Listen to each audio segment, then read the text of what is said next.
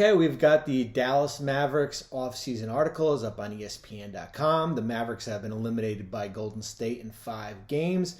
As we like to say in the world of the NBA, a gentleman's sweep when you win Game 4 and then wind up losing in 5 games like the Mavericks did in San Francisco on Thursday night.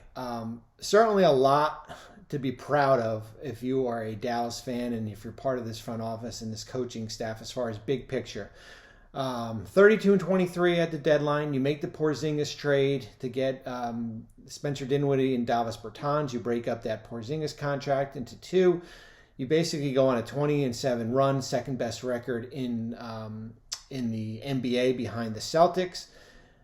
Beat Utah, destroy Phoenix in Game 7, and let's face it, you basically run into a team that in Golden State that's playing the best basketball of any of the 4 teams that were in these conference finals here, and they will be an extremely tough out if they play Boston. But on to Dallas as far as what the offseason is going to be. It's going to get expensive. Your backcourt of Luka and Spencer Dinwiddie, Jalen Brunson could cost you $300 million in contracts moving forward here. And where this Dallas team goes, you've got 14 players under contract. You've got your first-round pick in the draft. The focus, of course, is going to be what happens with Jalen Brunson. He has certainly outplayed his $1.8 million contract. And in the offseason article, we have a full section on Brunson. This team in Dallas is over the salary cap. They are $6 million over the luxury tax. Brunson is an unrestricted free agent. Dallas can re-sign him and exceed the salary cap. They can exceed the luxury tax threshold. But as I said, it will cost them dearly. And I think it all goes back to basically his contract that he signed back in 2018.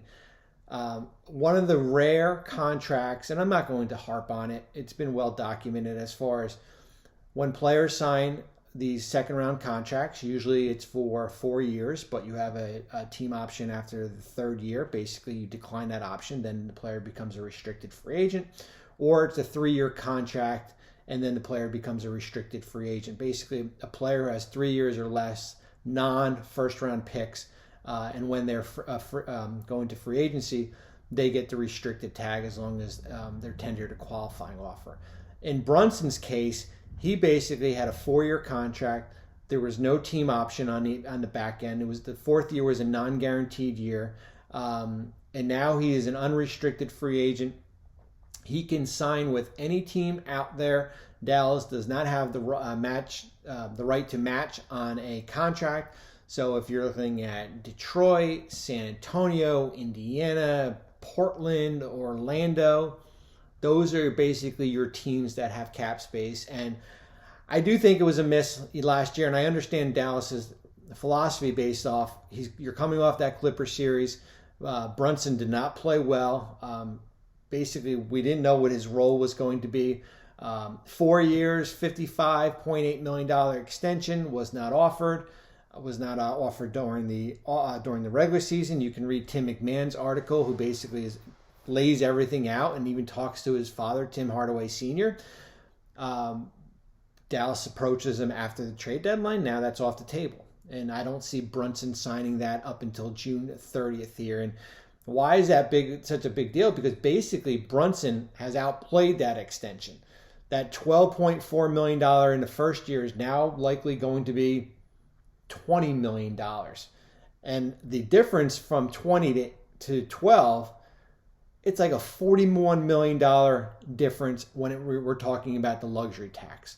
So it's a $50 million mistake next year if Brunson comes in at that $20 million. Hey, if he comes in at 13 and there's nobody out there that can sign him, then Dallas made the right decision here. But I don't think that's going to happen. And Brunson is certainly a priority. As I said, it is going to be expensive to retain him. I could see a team like Detroit coming in Is there a team like New York out there, potentially, that can basically move players like Kemba Walker and Alec Burks, Nerlens Noel, create the cap space, and they can just go out and sign Jalen Brunson without having to give up anything at all? The other thing with Brunson, and let's say we get to a stalemate and Dallas wants to use him, his contract, and maybe balance out their roster a little bit here. Brunson's got base year compensation in his deal as far as from a trade standpoint. So what that means is that because the Mavericks are over the salary cap and Brunson's getting a raise of more than 120%, half of his contract, his new contract, counts in a trade. So basically, if Brunson is a $20 million guy, for trade purposes, it's $10 million in salary.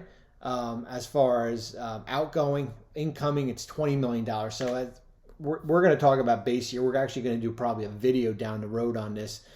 I know everyone's don't get all excited here about base year compensation and DeAndre Ayton and Zach LaVine and players like that. He's got base year, and it's going to be hard as far as to do a sign in trade. The higher the salary goes, the more challenging it goes. So here's to clarify. So for trade purposes, 50% of Brunson's incoming salary for a new team apply. That means a $20 million salary counts as only $10 million in incoming salary, but the full amount, which is 20, is still applied towards outgoing salary. It's a complicated nuance. I basically need a whiteboard to kind of lay out everything here, but base year applies for Jalen Brunson. Dallas can't take back players in a sign-in trade because they'll be hard capped. They're basically right at the hard cap restriction, so they are restricted in at that standpoint. They still have leverage. I know Brunson's unrestricted, but based on the market, based on they can offer him more money, they can offer him more years, there is still a leverage play there. But I think if you're Dallas, you're probably looking at the $78 million extension that Marcus Smart got, the 4 year $78.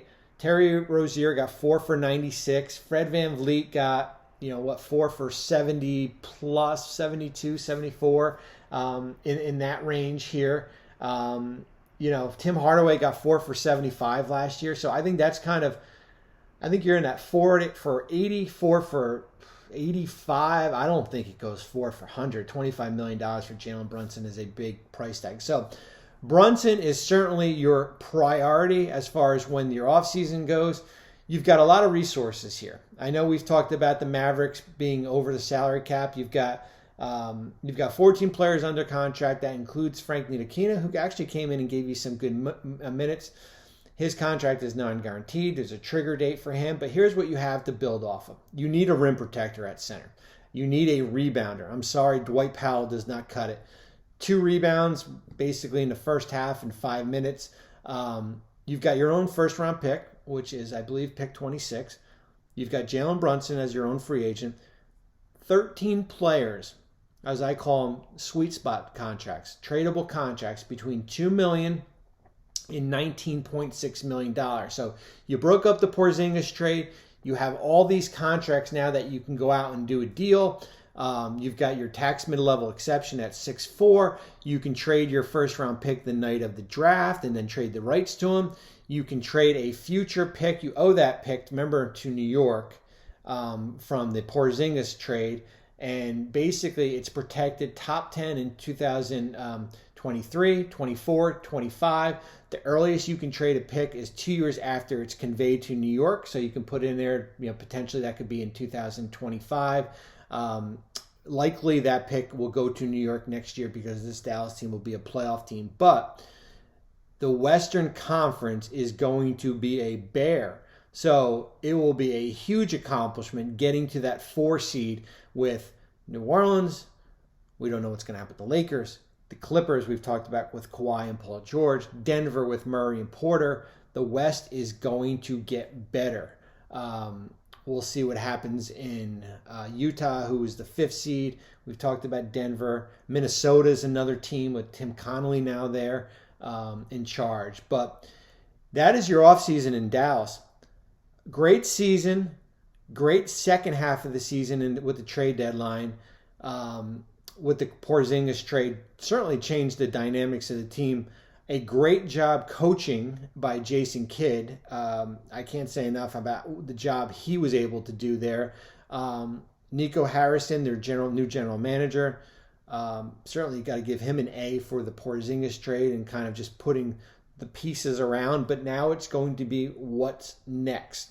Starts with the draft, Jalen Brunson, and then it's about what out there from your own roster with that group of players, whether it be Kleber, whether it be Dinwiddie, Bertans, Hardaway, Reggie Bullock. I mean, the list goes on and on as far as guys in those who are good players, but are in that sweet spot contract. And I thought Dallas was going to do something that we probably haven't seen since Detroit. You know, basically an all-NBA player with solid supporting cast can get to an NBA Finals here. But obviously at least I was proven wrong. This Golden State team gets to the NBA Finals. And now the offseason for Dallas starts. Thanks for watching ESPN on YouTube. For live streaming sports and premium content, subscribe to ESPN+.